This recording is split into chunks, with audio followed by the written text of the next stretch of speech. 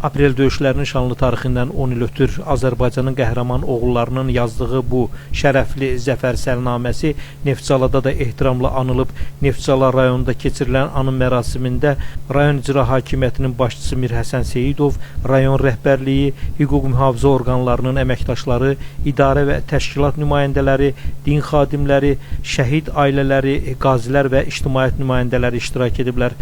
Mərasim çərçivəsində Həsənabad qəsəbəsində yerləşən Şəhidlər Xiyabanı ziyarət olunub. Aprel döyüşlərində qəhrəmancasına şəhidlik zirvəsinə ucalan Azərbaycanın milli qəhrəmanı Mayor Samid İmanovun məzarı önünə gül dəstələri düzülüb.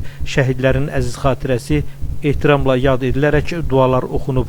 Rayon icra hakimiyyətinin başçısı şəhid ailələri ilə görüşərək onların sosial vəziyyəti və məişət qayğıları ilə maraqlanıb. Dövlət tərəfindən şəhid ailələrinə göstərilən diqqət və qayğının bundan sonra da davam edəcəyini bildirib.